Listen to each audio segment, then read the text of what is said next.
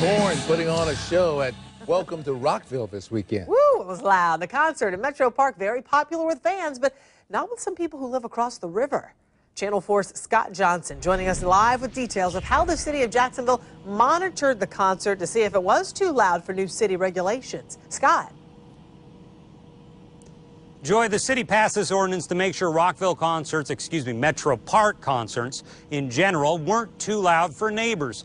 Well, this one, according to new city data released to us, may have been a little too loud for one area at the center of this debate.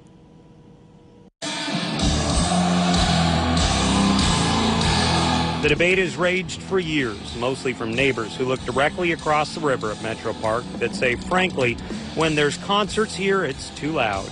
It's not only just at night, and it's not just the day of the concert and the night of the concert. They were fooling with the sound system off and on all week long, and at 9 a.m. or 8:30 a.m., big bangs, and they're trying to test it. Roy Miller has been meeting with city leaders for years about this issue. He says this weekend's Rockville concert was too much. I would say if you could imagine 10 or 12 pickup trucks pulling up to the side of your house with their boom box, when you pull up to a red light and the guy beside you has got his boom box going so loud his car's vibrating and it causes yours to vibrate. Try to imagine that all day long and all night.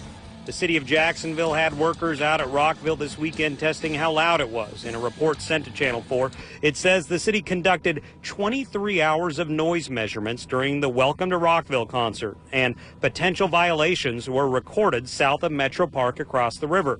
The city also says they'll be putting together a detailed report as soon as they can to correlate all the data they collected. But despite the noise, not every neighbor across the river seems to mind. While all the music is not of my favorite music, it's just part of living here. It's part of the ambiance. It's part of the experience of living this close to downtown. As loud as the music is, Rick Siebler says most people don't mind except for the equally loud minority who oppose it, and they seem to be the ones who make the headlines. I've heard boom boxes going down the street much louder than that. I close my windows, I can't hear it.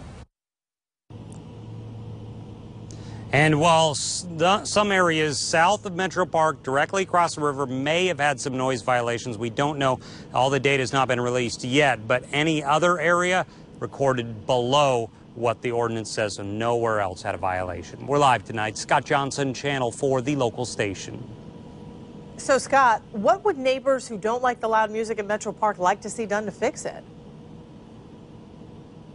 Well, the only thing I've heard of, and depends on if the council would ever get behind this, they say a new park would have to be built other than Metro Park, further away from populated areas to house concerts. That's their thought.